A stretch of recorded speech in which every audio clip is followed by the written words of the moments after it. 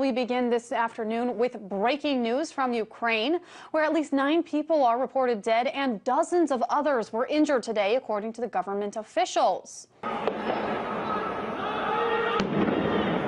Clashes in the country continue to become more and more violent between police and demonstrators. The Ukrainian Interior Ministry reports that some police officers have been killed.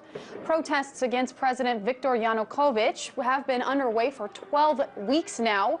The Ukrainian parliament is considering constitutional changes that would make it much more powerful than the president. President Yanukovych is set to meet with opposition parties tomorrow to discuss peaceful resolutions. For the latest from Ukraine, here's RT's Irina Galushka. Well, basically, all we have to do in order to understand what's happening in the Ukrainian capital is to look at the pictures, and they truly are mind-blowing. The central Independence Square in Kiev is up in flames right now.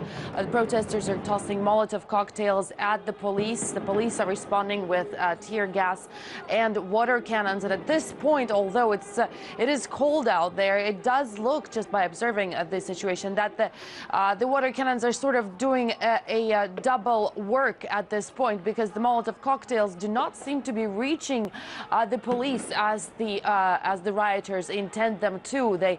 A lot of the Molotov cocktails actually drop right there on the Maidan, on the Independence Square, setting the entire area on fire. It's like there's a circle of fire in the center of Kiev. We do know that the protests have broken out just hours before.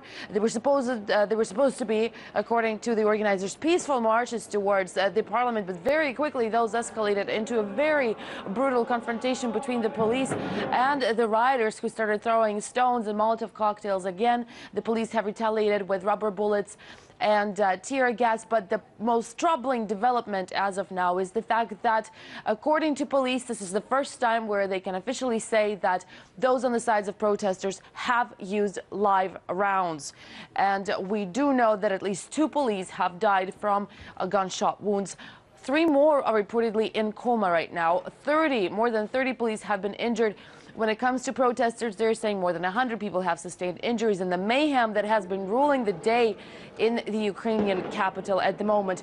It's also important to note that at this point, all access roads to the Ukrainian capital are being blocked by police starting from midnight on February 19th. That is essentially in a couple hours' time.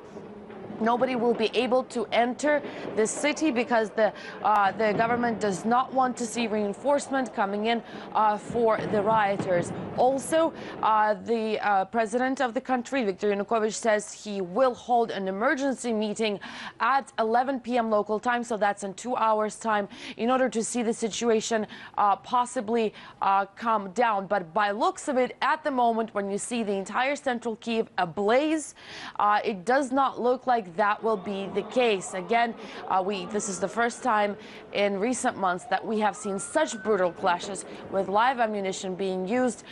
Again, protesters are also accusing the police of also using live ammunition, but police are always saying that they do not use live rounds, only possibly pneumatic weapons, and mostly tear gas, rubber bullets, and water cannons.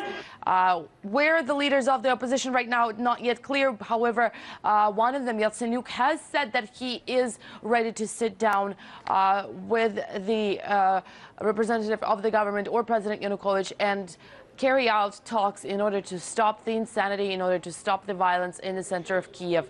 Whether or not that call will be heeded, whether or not President Yanukovych is ready to sit down with the opposition leaders, not yet clear.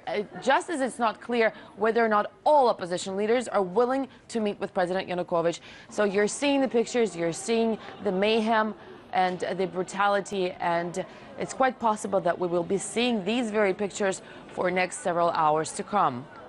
That was RT's Irina Galushka reporting.